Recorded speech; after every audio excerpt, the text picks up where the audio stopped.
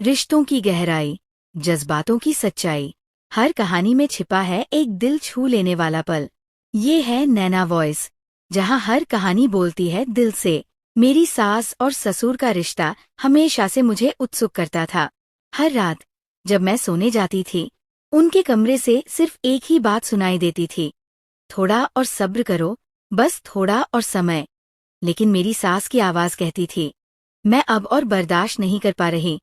ये सुनकर मेरे मन में तरह तरह के ख्याल आते थे कि आखिर ऐसा क्या हो रहा है कि सास अब और बर्दाश्त नहीं कर पा रही हैं। एक रात जिज्ञासा को काबू न कर पाने के कारण मैंने चुपके से उनके कमरे की ओर झांका, लेकिन जो देखा उससे मैं हक्का बक्का रह गई। दोस्तों, मेरा नाम मालती है। मैं पटना के एक छोटे से गांव में रहती हूँ। मेरा परिवार बहुत गरीब था। मेरी माँ के अलावा दुनिया में मेरा और कोई नहीं था। माँ की एक ही शर्त थी कि जहाँ मेरी शादी होगी वो वहीं रहेगी। मेरी शादी एक साधारण परिवार में हुई थी, जिसमें मेरी सास, ससुर और उनका बेटा हामिद था। लेकिन शादी के कुछ समय बाद ही एक हादसे में मेरे पति की मृत्यु हो गई। यह मेरे जीवन का सबसे दुखद क्षण था। पति की मृत्यु के बाद हमें पुराना घर छोड़ना पड़ा, इसलिए माँ मेरे साथ ससुराल में ही रहने लगी। लेकिन पति की मृत्यु के बाद ससुराल का माहौल पूरी तरह बदल गया। मेरे ससुर ने कुछ महीने पहले ही तीसरी शादी की थी। लेकिन मैंने गौर किया कि हर सुबह मेरी नई सौतेली सास आंखों में आंसू लिए रहती थी। कभी कभी रोते हुए अपने पेट पर हाथ रखती थी। उन्हें बहुत असहाय लगता था, लेकिन जब मैं पूछती तो वो कुछ नहीं कहती, मुंह फेर लेती थी, जैसे शर्मिंदगी महसूस करती हों। एक सुबह रसोई में उन्हें रोते देख मैं और बर्दाश्त नहीं कर पाई। मैंने पूछा, आपा, क्या हुआ? आप इतना दुख क्यों झेल रही हैं? उन्होंने सिर झुकाकर कहा, तुम भी तो शादीशुदा औरत हो। क्या तुम नहीं समझ सकती कि मैं किस दुख से गुजर रही हूँ? मेरे पति इस उम्र में भी 10 मर्दों की ताकत रखते हैं। मैं अब और नहीं सह पा रही। उनकी बात सुनकर मैं शर्मिंदगी में डूब गई।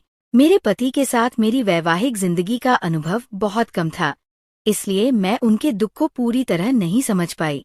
लेकिन एक सवाल ने मुझे सोच में डाल दिया कि 55 साल के ससुर को इतनी ताकत कहाँ से मिल रही थी? उनकी हड्डियां तो उम्र के कारण कमजोर होनी चाहिए थी।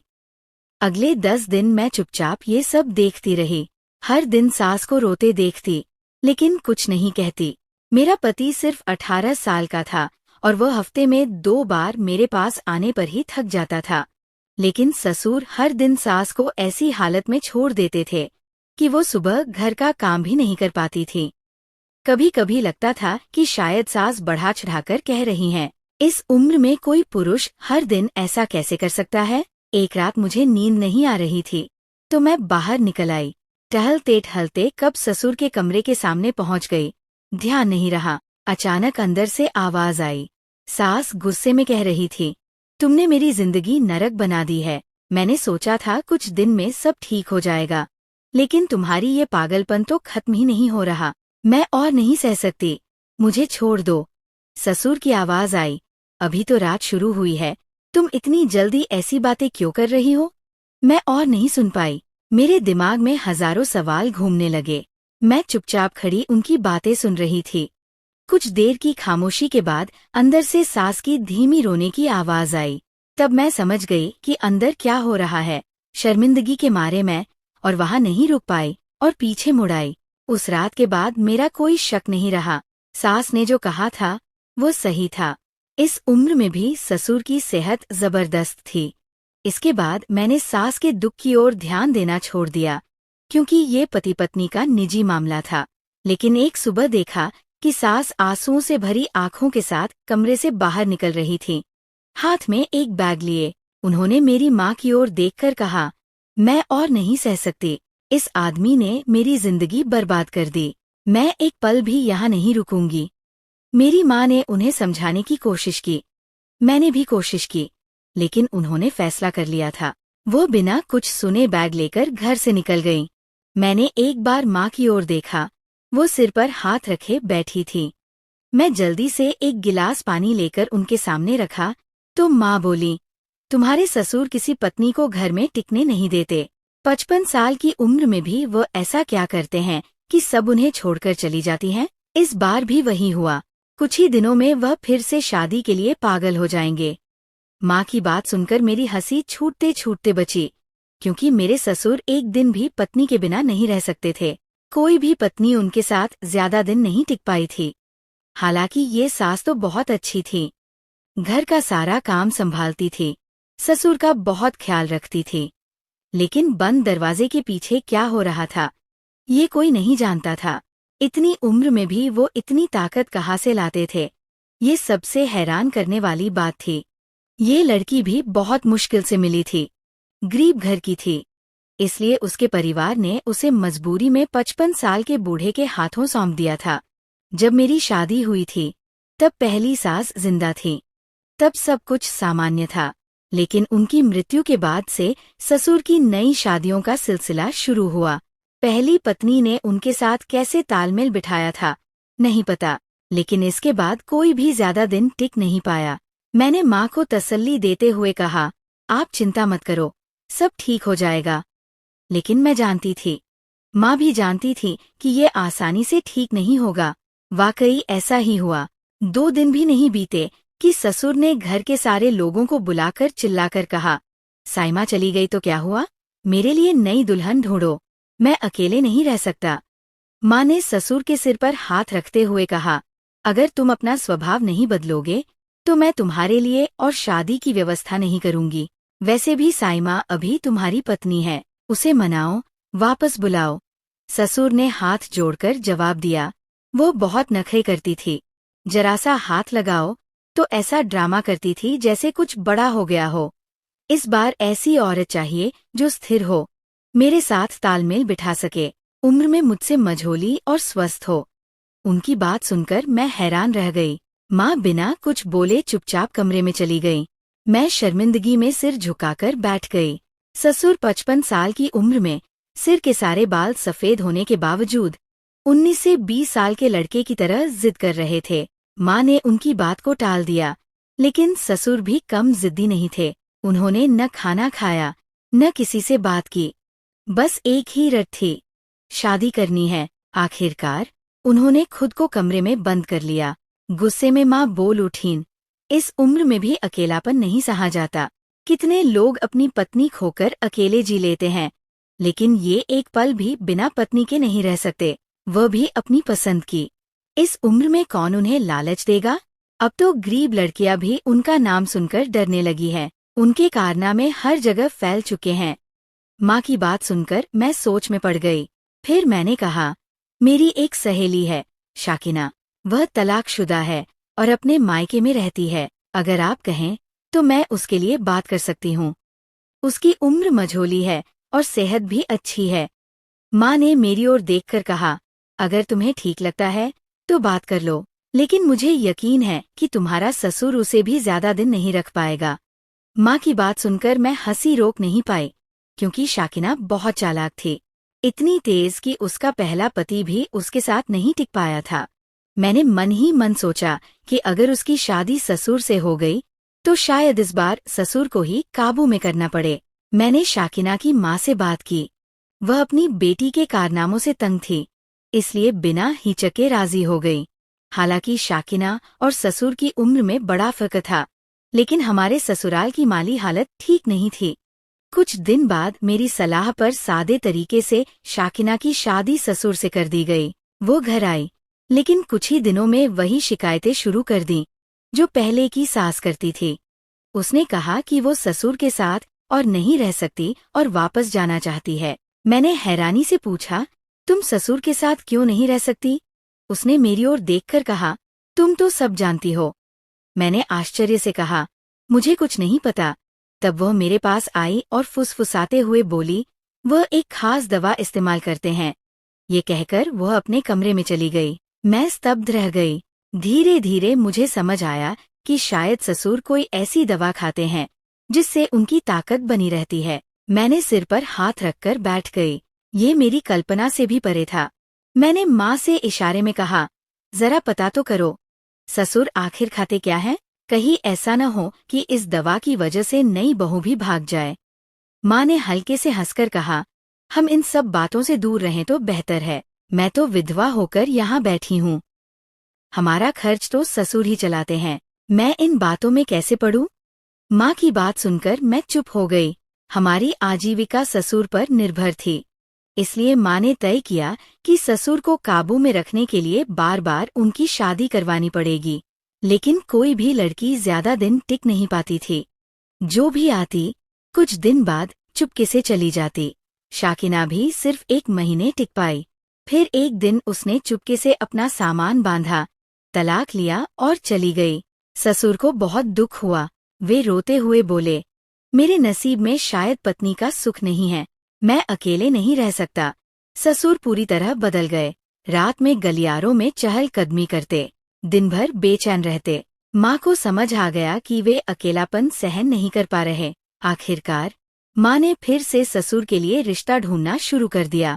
एक बार एक रिश्तेदार दादी से माँ ने कहा, अपनी विधवा बेटी की शादी ससुर से कर दो। घर की बात घर में रहेगी और लड़की भी घरेलू होगी। ये सुनकर माँ गुस्सा हो गई और बोली, तुम क्या कह रही हो?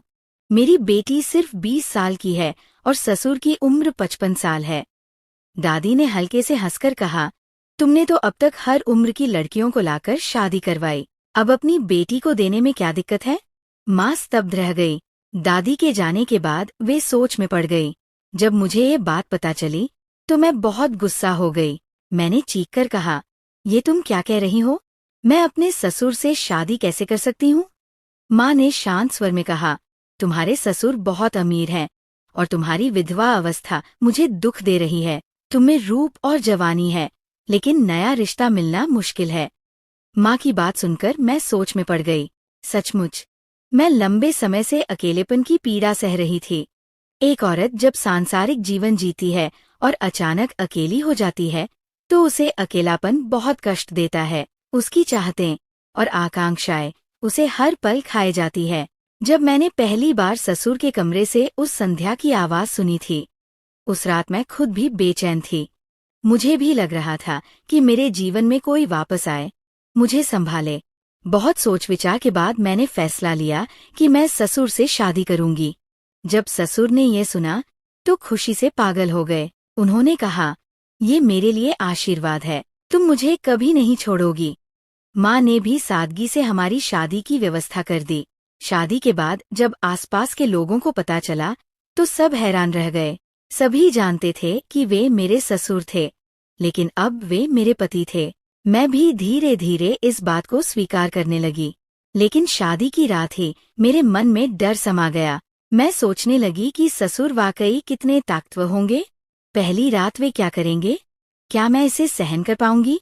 कुछ देर बाद ससुर कमरे में आए और अलमारी खोलकर एक लिफाफा निकाला और उसे कोने में रख दिया। मैं कुछ देर चुपचाप देखती रही, फिर न रहा गया।